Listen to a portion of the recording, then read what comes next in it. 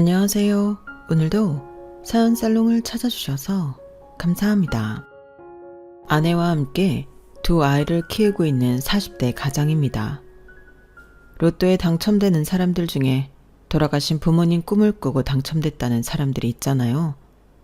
어찌 보면 저도 그런 경우가 아닌가 생각합니다. 물론 로또 당첨은 아니지만요. 저는 부모님이 누군지 모르고 살았어요. 그건 지금도 마찬가지고요. 그래도 마음씨 좋은 양부모님을 만나 이렇게 가정도 이루고 한 집안의 가장 노릇도 하고 있으니 운이 좋았다고 할 수 있겠네요. 어머니께서 저를 발견하신 건 목련이 지던 때였다고 하니 4월쯤이지 않았을까 생각합니다. 어머님이 저녁상을 치우고 막 설거지를 하시려는데 대문 밖에서 애 우는 소리가 들리더래요. 누가 애를 데리고 왔나 하고 대문을 열었더니 대문 계단에 라면 박스가 하나 놓여 있었고 그 안에 태어난 지 얼마 안 된 제가 들어있었다더군요. 주변을 둘러봐도 인기척이 없어서 어머니께서는 얼른 저를 안고 집으로 들어가셨대요. 아무리 봄이라지만 아직은 바람이 쌀쌀하던 때라서 그런가 제 뺨이 싸늘하게 식어 있었다고 하더군요. 당시 양부모님 댁은 형편이 그리 넉넉한 편도 아니었고 자식이 5이나 있어서 업둥이까지 키울 여력이 안 됐어요. 이미 장성에서 서울에 가정을 꾸린 큰형과 큰 누나를 제외하고 나머지 3명의 자식들이 아직 학생 신분이었거든요. 큰아들 대학 공부까지 시키고 장가까지 보내느라 밭도 팔고 소까지 팔아치운 마당에 입을 하나 늘리는 건 바보 같은 짓이니까요. 그래서 아버지께서는 저를 키우는 걸 반대하셨어요. 이놈의 여편네야, 내 새끼들도 먹여 살리기 힘든 판에 남이 버린 새끼까지 나보고 키우라고? 내가 무슨 자선사업가야? 안 그래도 셋째 대학은 어떻게 보내나 한 걱정인데 어떻게 애미라는 사람이 이렇게 한가한 소리를 해? 당장 내다 버려. 어떻게 그래요? 옛부터 업둥이는 복덩이라고 하잖아요. 그러니 우리가 키웁시다. 이 어린 게 살겠다고 발버둥 치는데 어떻게 모른 척을 해요? 인겁을 쓰고 산 목숨을 그러면 안 되는 거잖아요. 몇 년 뒤면 셋째랑 넷째도 고등학교 졸업할 테니 지들 몫은 알아서 하고 살 거고 그러면 막내 하나 남는 건데 거기 하나 더 키운다고 크게 돈 들어갈 것도 아니잖아요. 요 작은 게 먹으면 얼마나 먹는다고요. 그러니까 여보, 우리가 키웁시다. 남의 자식 잘 키워주면 우리 자식들한테도 분명 좋은 일이 생길 거예요. 남의 새끼 위해서가 아니라 내 새끼들 위해서 키운다 생각하자고요. 어머니의 끈질긴 설득 덕분에 아버지는 저를 호적에 올려주셨어요. 그렇게 저는 6남매 중 6째가 될 수 있었답니다.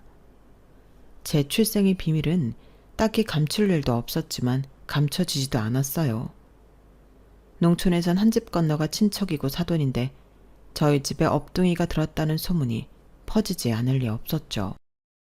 어릴 땐 철없는 동네 아이들의 놀림으로 울기도 많이 울었지만 그럴 때마다 저희 양부모님은 저를 놀린 아이 집까지 찾아가 불같이 화를 내셨어요. 특히 처음엔 저를 받아들이기 꺼려했던 아버지가 더 무섭게 화를 내셨죠. 언 놈의 새끼가 우리 집 막내더러 고하라고 그랬어? 옳지, 네 놈이구나. 너 이놈, 내 앞에서 다시 한번 말해봐라. 우리 재우가 고하냐? 위로 형이 3이나 있고 누나가 2이나 있고 이렇게 아버지 어머니가 두 눈 시퍼렇게 뜨고 살아있는데 우리 집 막내가 고하라는 게 말이 되냐고? 말해봐라 이놈아. 꿀단지를 왜 물었냐? 왜 대답을 못해? 앞으로 누구든지 간에 우리 막내한테 허튼 소리 짓거렸다가는 내가 아주 주둥이를 확 찢어버릴 줄 알아. 평소 말수 적고 남들한테 싫은 소리 한번 안 하고 사신 아버지였지만 저와 관계된 일이라면 2팔 걷어붙이고 나서서 싸우시곤 했어요. 그런데 처음부터 아버지가 저한테 이렇게 호의적이었던 건 아니었어요. 거기에는 그럴 만한 사정이 있었던 거죠. 제가 초등학교에 들어가기 직전까지만 해도 저는 집에서 아버지 눈칫밥을 먹고 자랐어요. 반찬 투정은 언감생심, 조용히 밥을 잘 먹어도 많이 먹는다고 혼나고, 그래서 밥을 조금만 먹으면 어린 놈이 벌써부터 반찬 투정하냐고 핀잔을 주셨거든요.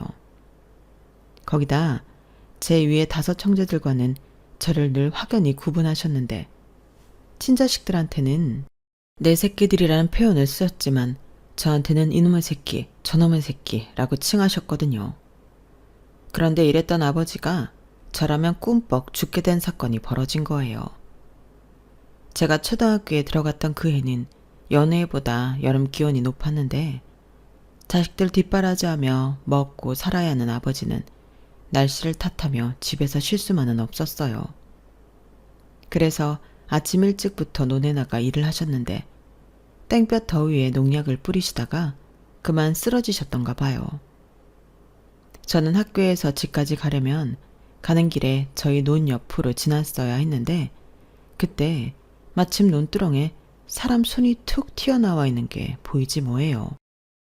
혹시 아버지가 낮잠을 주무시고 계신가 해서 가봤더니 농약통을 등에 진 채 바닥에 쓰러져 계시더라고요.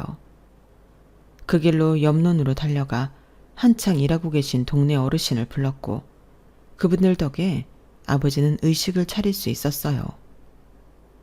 그렇다고 그 일로 바로 저를 대하는 아버지 태도가 바뀐 건 아니고, 이후에도 비슷한 일이 있었어요.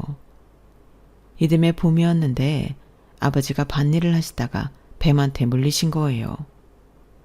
제가 아버지를 발견했을 때는 아버지가 뱀독 때문인지 정신을 잃어가고 있었는데, 제가 달려들어 물린 부위의 피를 입으로 빨아 뱉어냈고, 이후 동네 어르신들의 도움으로 보건소에 갔더니 의사 선생님이 그러시더라고요. 천만다행입니다. 아드님이 빨리 독을 빼내서 사셨어요.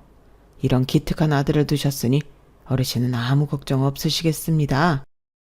2번이나 아버지 목숨을 구한 덕분에 그 후로 저는 집안의 천덕꾸러기에서 아버지의 사랑을 독차지하는 귀한 막내 아들로 탈바꿈 할 수 있었어요. 이놈의 새끼, 저놈의 새끼로 불리던 호칭도 당연히 내 새끼, 우리 막둥이로 바뀌게 되었고요. 물론 형들과 누나들은 아버지의 이런 변화를 탐탁치 않게 생각했지만요.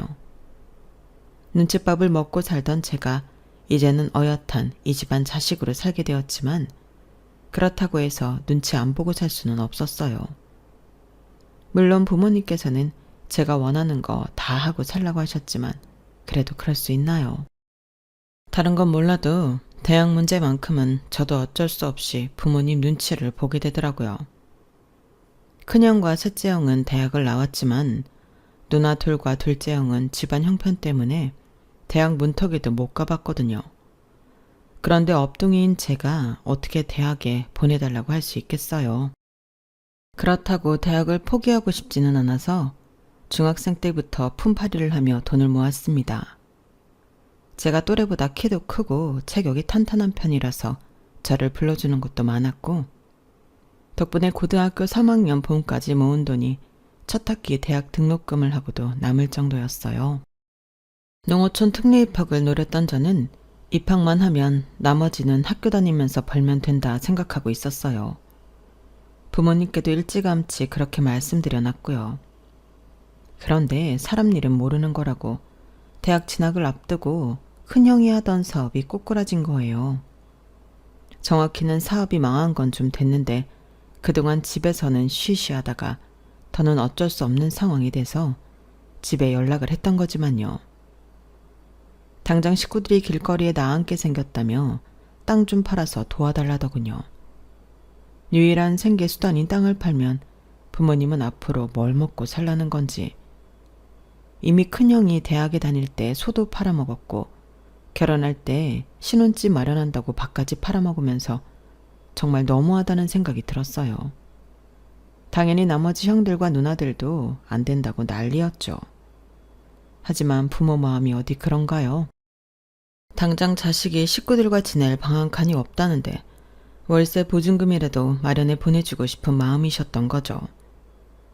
큰형 전화를 받고 하루 종일 줄된 밤을 피우시던 아버지는 저녁상을 물리시고는 제 방으로 오셨어요. 재우야, 너 꼭 대학에 가야겠냐? 가지 말라는 소리가 아니다. 군에 다녀와서 들어가면 안 되겠냐는 소리야.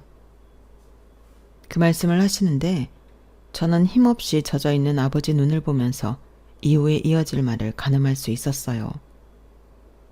제가 대학에 가려고 마련해둔 돈을 달라는 말씀을 하실 게 뻔했거든요.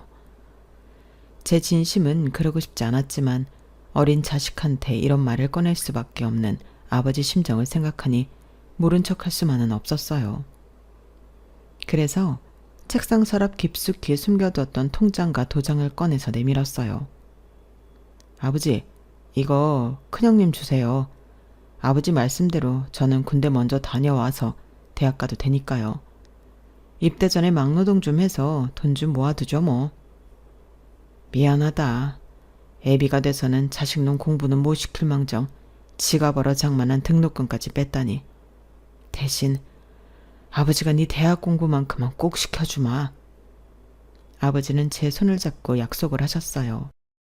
하지만 아버지의 그 약속은 영영 지킬 수 없게 되고 말았어요.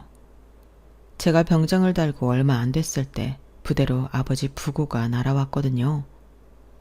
막내 아들 대학 보낼 학비 마련하겠다고 고령에도 불구하고 밤낮 없이 일을 하시다가 과로사로 세상을 떠나신 거예요.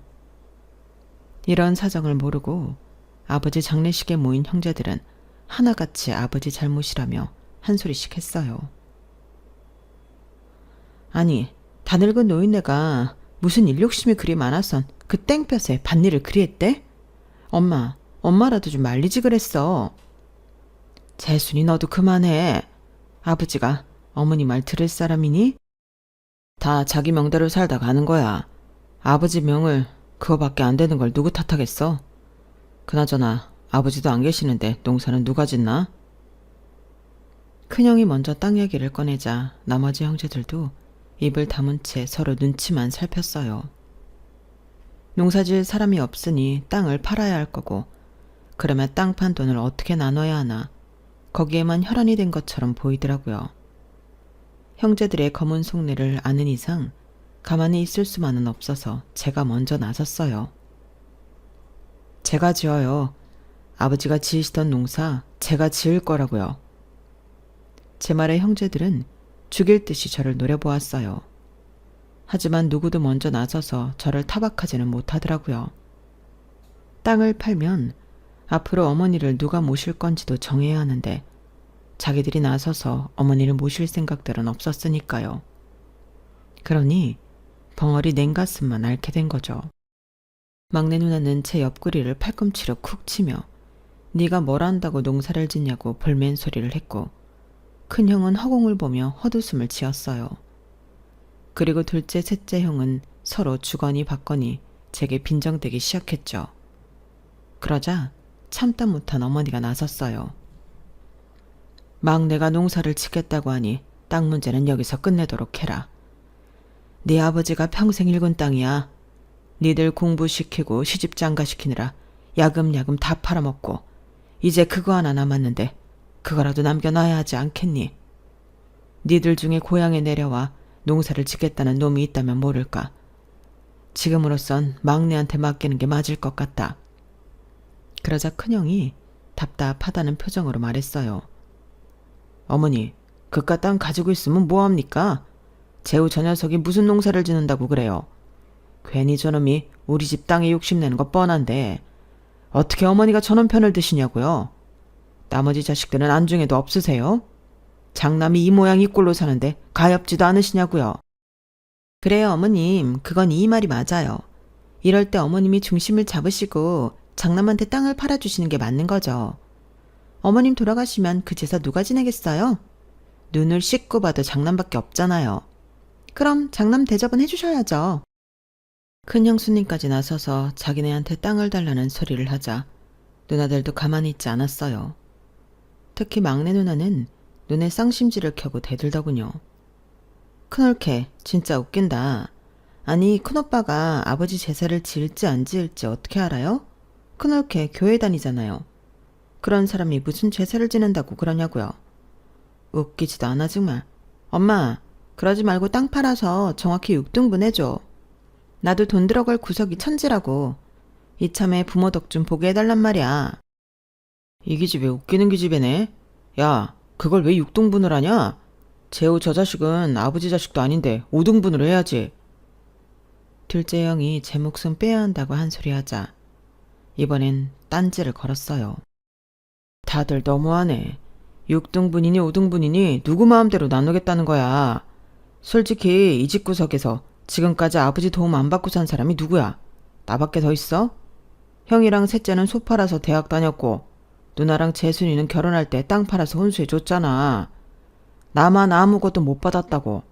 그럼 마지막 남은 땅이라도 나한테 양보해야겠다는 생각들은 안 해? 어떻게 인간들이 하나같이 이렇게 이기적이야? 다들 이런 식으로 나오면 나도 가만 안 있어. 둘째 형은 불끈 쥔 주먹을 위협적으로 허공에 주먹을 휘둘러댔어요. 그럼에도 불구하고 아무도 둘째 형의 말에 동의하는 사람은 없었어요. 왜냐하면 둘째 형은 어릴 때부터 사고를 하도 쳐서 합의금으로 날린 돈이 한두 푼이 아니었거든요. 대학 사냥 등록금만큼은 아니었어요. 누나들 혼수 비용보다는 훨씬 더 들어간 건 확실했으니까요. 다들 아버지 땅에 혈안이 돼서 정작 장례식은 뒷전이었어요. 결국 상주 노릇을 한 건 저와 어머니 둘뿐이었죠. 장례가 끝나는 날까지 형제들은 땅 얘기만 주구장창 해댔지만 어머니는 끝까지 땅을 팔지 않으셨어요. 결국 그 땅에서는 제가 군 제대 후 농사를 짓기 시작했어요. 제가 군대에 다녀오는 동안 동창들은 서울이나 근처 도시로 대학이나 일자리를 찾아 나갔고 남은 건 저와 몇 안 되는 동창들 뿐이었어요. 그 중에는 저랑 동네 오빠 동생으로 지내던 여자애가 하나 있었는데 제가 군대에 있을 때 혼자서 그 먼 곳까지 면회를 왔던 애였어요. 어릴 때는 몰랐는데 성인이 되고 나니 인물이 살아나서 그런가 예전과 달리 볼 때마다 기분이 묘하더라고요. 자기는 읍에 있는 번듯한 직장에 다니면서 시골에서 농사나 짓는 놈이 뭐가 좋다고 그렇게 찾아오는 건지 이해는 안 갔지만 그래도 볼 때마다 기분은 좋더라고요. 생각해보면 중고등학생 시절부터 그 애는 동네 남자애들한테 인기가 좋았어요. 아담한 체격에 예쁘장하고 새침한 성격이 남자들이 딱 좋아할 타입이었거든요. 하지만 저는 한 번도 이 애를 이성으로 생각했던 적이 없었어요. 왜냐하면 이 친구 부모님이 우리 동네 이장님이었거든요. 이장님 장남은 서울에서 변호사 생활을 하고 있고 둘째 아들은 고등학교 수학선생이고 큰딸은 대학에서 강의를 하고 있었어요. 솔직히 저희 집에 비하면 대단한 집안이기도 하고 제 출신이 남들 앞에 내놓기 떳떳하지 못한지라 애초에 모도를 나무는 쳐다보지도 않았던 거죠. 그런데 자꾸 저한테 다가오니까 저도 참 미치겠더라고요. 제가 밀어내야 하는 게 맞다는 건 알지만 내심 그러기 싫다는 마음도 있었으니까요. 그래서 하루는 솔직하게 말을 했어요. 경은아, 솔직히 나는 네가 싫지 않다? 아니, 싫지 않은 게 아니라 여자로서 많이 끌려. 하지만 내 처지가 이 모양이라서 너랑 어떻게 해볼 용기가 나지 않아. 혹시라도 가벼운 마음으로 나한테 다가오는 거라면 그러지 말았으면 한다. 내가 너무 힘들거든. 이렇게라도 내 마음을 전하고 나머지는 경은이가 판단해 주기를 바랐어요. 내 입으로 사귀자는 말은 염치가 없어서 도저히 못할 것 같았거든요. 그런데 오빠, 남자가 왜 이렇게 자신감이 없어? 내가 오빠 좋아하는 거 오빠도 알잖아. 좋아하지도 않는 남자를 미쳤다고 군대까지 면회를 다녔겠어? 그리고 오빠 처지가 어때서? 업둥이라서? 아니면 농사꾼이라서? 오빠가 오빠 친부모 얼굴도 모르고 살게 된 게 오빠 잘못은 아니잖아. 그걸 왜 오빠가 창피해해? 오히려 칭찬받아야지. 양부모 밑에서 자랐어도 누구보다 바르고 성실하잖아. 그리고 농사꾼인 게 뭐? 우리 아빠도 농사꾼이야. 내가 농부 자식인데 내 남자가 농사꾼인 게 창피하겠어? 그냥 난 이재우라는 남자 자체가 마음에 드는 거라고. 그러니까 이런 나약한 소리 하지 말고 제대로 프로포즈나 해. 여자를 몇 년이나 기다리게 했으면 그 정도는 해줘야 하는 거잖아. 만만치 않은 여자라는 건 알고 있었지만 이렇게 강단 있는 사람인 줄은 그때 처음 알았어요. 이 정도로 강한 사람이라면 나 같은 놈이랑 만나서도 꿀리지 않고 버텨나갈 수 있겠다는 확신까지 들더라고요. 그래서 그날 밤 예정이 없던 프로포즈를 했고 그렇게 우리는 사귀게 되었어요. 하지만 경은이랑 사귀는 동안 이장님께는 솔직하게 우리의 교제 사실을 알리지 못했어요. 그랬다가는 당장 헤어지라는 소리를 들게 될 것 같았거든요. 그런데 그러던 어느 날 이장님이 저희 집에 오셔서 그러시는 거예요. 이놈아, 평소에 우리 집 문턱에 닳도록 드나들던 놈이 내 딸이랑 사귀고부터는 왜 이렇게 콧배기도 안 보여? 미래의 장인한테 잘 보여도 시원찮을 판에 벌써부터 처가랑 거리를 두고 살 생각인 거냐? 괘씸한 놈 같으니라고. 이장님, 제가 경은이랑 만나는 거 어떻게 하셨어요? 내 딸인데 애비가 돼서 모르면 누가 알아? 고개 콩알만 할 때부터 재훈 이놈한테 시집가겠다고 노래를 불러왔는데 모르는 게 이상하지. 나한테 잘 보이려면 일단 우리 집 드나들며 네 장모 될 사람부터 구슬려 놔. 요새 경은이 혼처자리 알아본다고 난리니까. 뜻밖의 이장님 지원을 받게 된 저는 이장님 말씀대로 예비 처가에 뻔질나게 드나들면서 예비 장모님 마음을 사려고 부단히 노력을 했어요. 하지만 좀처럼 저를 사윗감으로는 보시지 않더라고요. 아니, 제 마음을 알면서도 일부러 모른 척 하셨다고 하는 게 맞겠네요. 그러면서 기어이 경은이를 근처 도시에 사는 공무원이랑 선을 보게 할 거라고 하시길래 답답한 마음에 못 마시는 술까지 마셨지 뭡니까. 술에 취해서 어머니 앞에서 푸념을 했던 모양인데 다음날 눈을 떠보니 동네가 아주 난리가 났더라고요.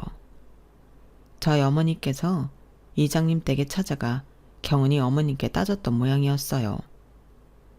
우리 막내가 어때서 이렇게 사람을 무시하는 거야?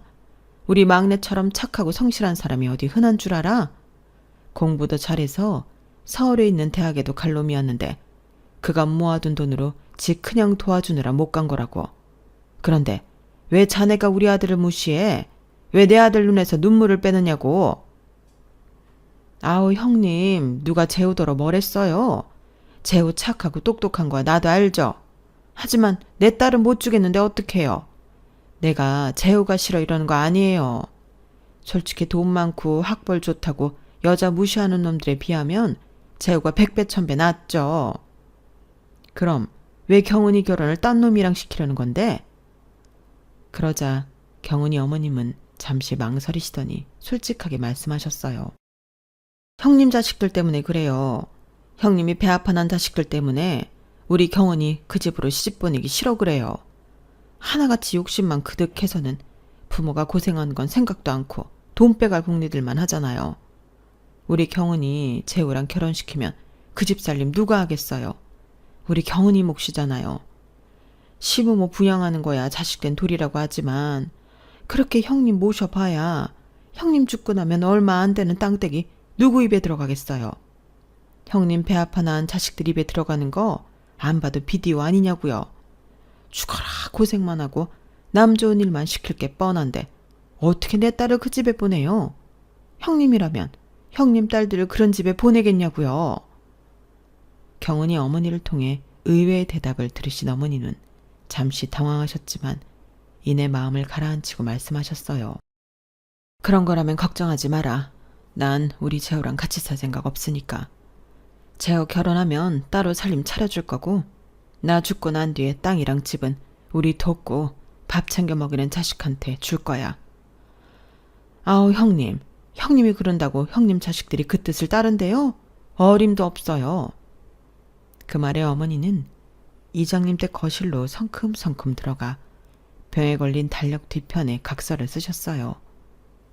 저를 따로 분가시키겠다는 것과 전 재산을 우리 집 강아지 돕고 밥 챙겨주는 자식한테 주겠다는 내용이었어요. 그랬더니 경은이 어머니도 지지 않고 서울에서 변호사 생활을 하는 큰아들한테 전화해 이 각서가 법적 효력이 있는 건지 물으셨고 공증을 받아야 한다는 말에 두 분이 인근 도시까지 나가 각서에 공증까지 받아오셨어요. 그렇게 저는 두 어머니 덕분에 경은이와 결혼을 하게 됐고 본가와 처가 중간쯤에 집을 얻어 신혼살림을 시작했어요. 아침마다 아내를 트럭에 태워 읍에까지 출근을 시키고 밤에는 트럭을 끌고 읍에 가서 아내를 데려오곤 했어요. 남들은 이런 저를 보고 팔불출이라고 놀려댔지만 좋은 걸 어쩌겠어요. 아무것도 없는 나를 믿고 어려운 결정을 해준 사람인데 서울이라고 출퇴근을 못 시키겠어요? 저는 고작 아내 출퇴근을 시키는 정도였지만 아내는 저보다 더 저와 제 어머니를 아껴주었어요. 아버지 장례식 이후 땅 안 팔아준다고 삐쳐서 고향의 발길을 끄는 형제들을 대신해 아내 혼자 아버지 제사도 준비하고 명절에도 아내 혼자 차례상을 차렸거든요. 거기다 철철이 어머니 옷이며 화장품, 심지어 속옷 하나까지 챙겼어요. 그러는 와중에 남매까지 출산해 육아까지 해냈으니 강철 여인이 따로 없었죠. 이런 사람을 제가 어떻게 안 예뻐할 수가 있겠어요. 저희 어머니도 입버릇처럼 우리 막내 며느리는 똥도 버리기 아깝다고 하실 정도였으니 말 다 했죠. 아버지가 남겨주신 땅에서 시작해 조금씩 땅을 넓혀간 저는 10년 남짓한 기간 동안 일대 땅을 거의 다 사들였어요. 아내 권유로 시작한 인터넷 농산물 직배송 사업이 잘 된 덕분이었죠. 농한기 때는 동네 어르신들을 모시고 동남아로 단체 관광도 떠나고 인근 도시에 유명 트로트 가수 콘서트가 있다고 하면 관광차를 대절해 어른들을 모시고 다녀오곤 하는데 동네 어르신들 호응이 얼마나 좋은지 몰라요. 덕분에 차기 이장감이라는 소리를 듣고 산다니까요. 이제는 힘든 시기도 다 지나고 인생을 즐기면서 살 수 있는 형편이 됐는데 하필 이때 어머님이 노환으로 세상을 떠나셨지 뭐예요. 이참에 애들 등교를 시키고 어머니 댁에 문안 인사차 들렸는데 안에서 인기척이 없는 거예요. 그래서 안방문을 열어보니 어머니께서 아직 주무시고 계시지 뭐예요. 평소 같으면 동도 트기 전에 일어나 거실에서 아침 뉴스를 보시던 분이 말이에요. 혹시 어디가 아프신가 해서 어머니를 흔들어 깨웠는데 감촉이 이상하더라고요. 어머니 코 밑에 손을 가져가 보니 숨을 쉬지 않으시는 거예요. 이미 숨이 끊어진 이유더라고요. 어머니를 끌어안고 한참을 울다가 서울에 있는 형제들한테 전화를 했어요. 형제들이 도착하는데 시간이 걸려서 일단 장인어른과 상의해서 장례식장으로 어머니를 옮겼어요. 아침나절에 어머니가 돌아가신 걸 확인했는데 점심나절엔 어머니 영정이 놓인 장례식장에서 상주 노릇을 하게 되다니 사람의 생과 사가 이렇게 순식간에 갈릴 수 있다는 게 실감이 나지 않더라고요. 형제들이 속속들이 장례식장에 도착했고 동네 사람과 친인척들이 문상이 이어졌어요. 저는 이 모든 게 마치 꿈인 것만 같아서 멍하니 어머니 영정만 바라보고 있었죠. 그런데 또다시 형제들이 어머니 유산 얘기를 꺼내기 시작한 거예요. 그리고 저한테 땅 문선이 집 문선이 행방을 묻는데 대답할 힘도 안 나서 입을 다물고 있었어요. 사실 그게 어디 있는지 모르기도 했고요. 그랬더니 득달같이 달려들어서는 제 멱살을 쥐고 땅 문서 내놓으라고 고래고래 소리를 치지 뭡니까. 어쩌면 이 인간들은 하나도 변한 게 없는 건지 아버지 돌아가셨을 때랑 하나도 달라진 게 없었어요. 형제들 손에 멱살이 잡힌 채 이리저리 휘둘리고 있는데 제 아내가 달려와 그 손들을 뿌리치며 소리쳤어요. 그걸 이이가 어떻게 알아요? 그렇게 땅 문서가 갖고 싶었으면 어머니 살아계실 때 집에 자주 들러서 봐두시지 그랬어요. 10년 가까이 콧배기도 안 보이다가 어머니 돌아가셨다니까 유산 챙기겠다고 왔으면 창피한 줄이나 알고 저어시 하라고요. 우린 땅 문서인지 집 문서인지 어디 있는지 모르니까 가서 집을 뒤지든 땅을 뒤지든 알아서 찾아가세요. 그리고 경고하는데 한 번만 더 남편한테 이런 식으로 굴면 그땐 법정에서 보게 될 줄 아세요. 눈에 도끼를 품고 소리치는 제 아내의 모습에 형제들은 하나둘 자리를 뜨기 시작했어요. 보아하니 어머니 댁에 가서 문서를 차리려는 모양이더라고요. 이 모습을 가만히 지켜보시던 장인어른은 제 옆에 오셔서 등을 토닥여 주었어요. 그래도 안사돈 옆에 이렇게 착한 아들이 하나라도 있어서 다행이네. 지부모 장례식장에서까지 돈만 밝히는 저 짐승 같은 놈들 때문에 마음 다칠 거 없다. 넌 그저 어머니 가시는 길 마지막까지 잘 보내드리면 돼.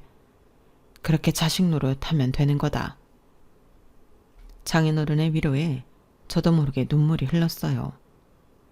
내 처지가 슬퍼서 그랬던 건 아니고 우리 어머니가 가여워서 눈물이 멈추지 않더라고요.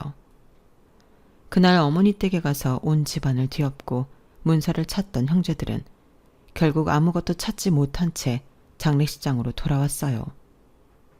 그리고는 재차 제게 문서들의 행방을 물어댔어요. 모른다고 몇 번이나 답을 하자 큰 형이 나서서 제안을 하나 하더라고요.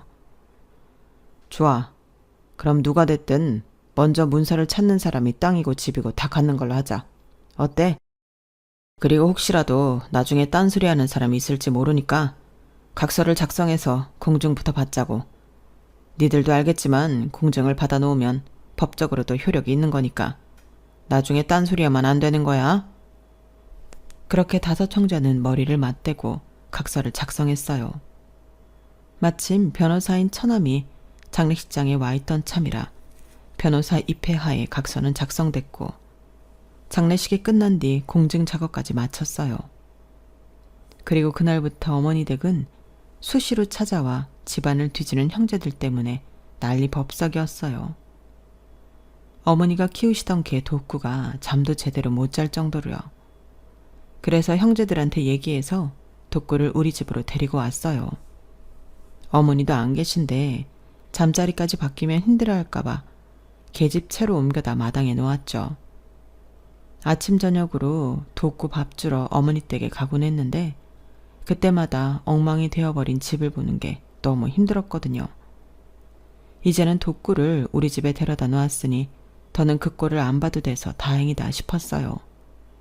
그런데 그날 밤 꿈에 어머니가 나오신 거예요. 저희 집 마당이 놓인 평상에 앉으셔선 독구집을 손가락으로 가리키고 계시지 뭐예요. 어머니 언제 오셨어요? 오셨으면 안으로 드시지 왜 거기 계세요? 혹시 독구가 걱정돼서 오신 거예요? 그런 거라면 걱정 마세요. 독구 밥은 제가 잘 챙기고 있으니까요. 그런데도 어머니는 빙그레 웃으시면서 계속 독구 집만 가리키고 계시지 뭐예요. 도대체 왜 이러시나 의아하던 차에 아내 목소리에 꿈에서 깨고 말았습니다. 눈을 떠보니 아침에 아내가 독구 밥을 주러 나갔다가 저를 불러대지 뭐예요. 손에 검은 봉지를 든 채 말이죠. 독구집 청소해 주려고 바닥에 깔린 낡은 옷가지를 치웠는데 거기서 이게 나왔다는 거예요. 몇 겹으로 단단하게 쌓여있는 비닐봉지를 뜯어보니 세상에 형제들이 그토록 찾던 땅이랑 집문서가 거기 들어있지 뭡니까. 형제들한테 연락하기 전에 장인어른께 먼저 그 얘기를 했더니 옆에서 듣고 계시던 장모님이 안방으로 달려가 뭔가를 꺼내오셨어요. 이거야. 자네 어머니가 나한테 써줬던 각서. 난 이게 뭔 소린가 했더니 정말 독구 밥 주는 자식한테 유산을 남겼네?